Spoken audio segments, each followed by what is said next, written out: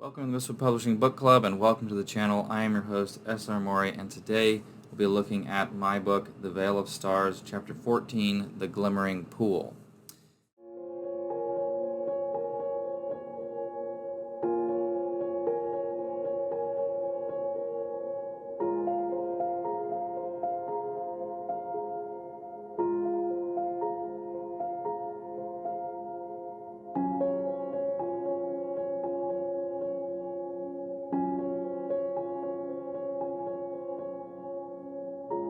Now, this chapter is probably, maybe even the most important chapter in the entire book in terms of Narbad and the characters, and it was actually almost, The Glimmering Pool was almost the name of the title of the book. That kind of shows you how important this chapter is. So, really the main focus of it is Narbad, who up until this point has started off the story kind of naive, and naive in his faith and how he sees the world and how he sees that things can, like issues and problems, can be solved. And then that worldview is shattered quite brutally in ways that we in the modern world could scarcely understand. And so in this chapter, this is where you have another great paradigm switch in the character of Narbad, where he really does become the character that he was always meant to be. The character that when I first, made him, I had him in my head when he's older and like, okay, well, he's here. How does he get there emotionally and spiritually? And this is, up to this point, this is that origin story for him. This is the moment where he becomes Narbad Strongheart. This is the moment where he becomes Spider-Man, right? That he becomes who he's meant to be. And it's meant to be a pretty epic moment.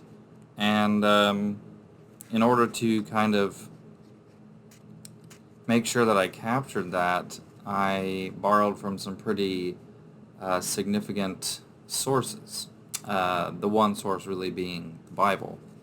And that's because, if you've been kind of following along and wondering, Narbad is kind of, in a lot of ways, allegorical to Moses, as well as John the Baptist. And it's not that he is paving the way for Jesus, this forest, right, this Iacon and Dorlene. That's not meant to be Jesus, but he is paving the way for this chosen one, right? And so he has a bit of John the Baptist, but in this chapter in particular, it's really the Moses and the burning bush that you see reach, new fruition. And I have to say, it's even still to this day one of my favorite chapters, down to the monkeys with the horns on them, which is, the illustration at the front of the book. It's kind of just, I chose that illustration at the front because it is such a significant moment, and they're cute, but also, it is a really significant moment. And the monkeys are inspired by the monkeys in Japan that chill under the jacuzzis all day. And the antlers idea came from an episode of The Office where Michael was talking about making idols, and one of the ideas that he puts out was a monkey with antlers and something else as a body, but I latched onto the monkeys with antlers part, and I was like, that's kind of a cool little idea for a monkey, so that's kind of where that came from. Kind of a goofy thing for it to come from, that's where it comes from. So Narbad, Bothlin, and Linod set out into the land of mystery, and very quickly, they make progress, and they kind of find the location where they believe, this is where the kid went missing, so he's probably not too far from this spot. And Narbad is drawn to this mountain where he climbs, and he reaches the top. We do have a break where we find out kind of Bothlin and Ragni's origins and kind of where they're coming from, and where where their arc has been before the book began. to kind of give some character development to them. And, that is going to go somewhere. I haven't decided if the whole dealing with the Goblin King is going to be on screen, so to speak, or it's going to affect these characters and we're going to find out what happened through conversation in another book. But that isn't not going to go nowhere. I'm not telling the story of how Bofflin, lost his family for no reason. It's not just to give sympathy points in this book. It is setting up something.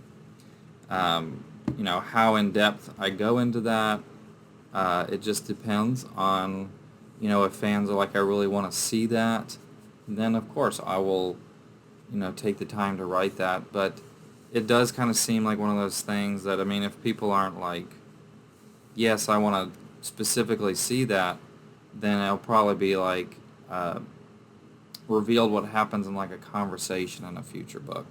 A detailed conversation, but, we're not going to have the scene-by-scene written out action. But, if people do want to see that, I do have it planned out. I know what characters are going to be on the journey. I know what's going to happen and how to write it. It's just, I don't want to dedicate that time unless it feels like to the audience that's something that they really want fleshed out. So let me know in the comments if that's something you would like. I'd be curious to hear what you think.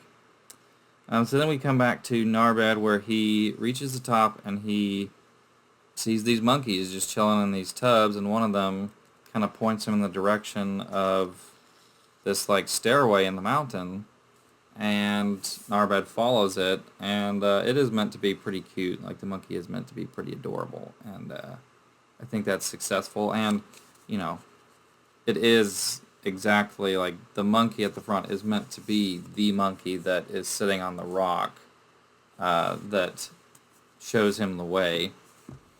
And so then we have conversation between, and we basically have the Moses and the burning bush moment here, but with Narbad and Gesu, and it's a glimmering pool where, basically capital G God blesses Narbad and kind of gives him his purpose.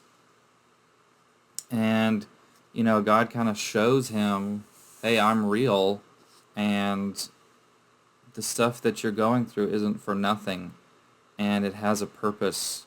You have a purpose greater than what you can imagine on your own. So it's pretty neat. I took a lot of the lines from actual, like, the King James version, because it just kind of has that vibe to it, but obviously I adapted it. And so we learned his message, I am that I am. Who shall stand against thee when I am behind thee?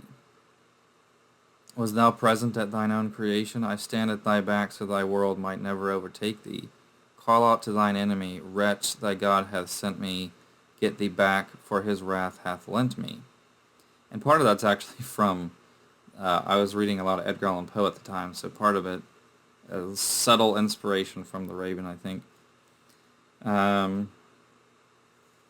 voice of one crying in the wilderness, prepare ye the way for Econ and Dorlene, make the path straight, repent ye, for the kingdom of light is at hand, and thou hath become my pilgrim. Many ways will be paved with thine willing heart. To thee will much be given by this land and to its peoples, and much taken. Great triumph and great sorrow. Fear not for thine mother and father, for one fate is set, another is written.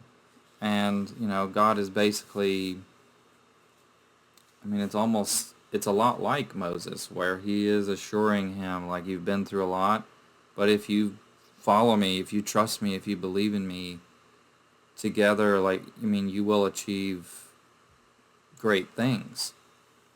And, then he blesses the weapons, and we'll see what those abilities are, what Gesu means by how he describes their abilities. We'll see that very soon. You do kind of see it here, but, it's a little bit more than what it seems. And so then we get a little bit of update of Narbad is explaining what happened to Bofflin, and then they go in, and Linod has found the dwarf child, which for those of you that have read The Sylvan Mist, you're like, Bofflin, is it? Or not Bofflin, Terran. Is that the Terran that I'm familiar with in The Sylvan Mist? And the answer is yes, it is. That is actually Terran Ironback as a child. So that kind of sets up some things that I was always going to do with the character, but I thought this was a good opportunity to introduce those because he technically would be alive at the time. And I always knew that he was going to be the king's son. So yeah, I kind of incorporated him into the plot in, I think, a pretty creative way. And so we really see a turn in Narbad. He's always thought that God was this disinterested deity that didn't really care about orcs. And I think, God shows him that that's not true. And that I am here. I can hear I can hear your woes, and I do care. And I choose you to be my knight to fix some of these and to prepare the way for really the final showdown, and where all evil will be vanquished. So, I think if any of us were to experience anything like that in real life, it would be pretty shaking, pretty groundbreaking. So, it is a turning point for his character, most definitely. And we also have a brief checkup on Zach and Hale, kind of setting up the things about to go down. Next week, we'll look at Chapter 15, A King's Blessing, where we kind of see the companions get rewarded for Narbad and Bofflin and Linod's efforts. It's also a chapter that I greatly enjoy because we kind of get to see dwarves at their height, get a little bit more insight into why Ruth is the way that he is, and really we're getting to where we're pretty close to part 3, and that's where obviously you have the big climactic ending. So a lot of great things coming. I hope you guys are enjoying the book. Hope you had a happy holidays. Hope you had a Merry Christmas, and I will see you next week. Peace out.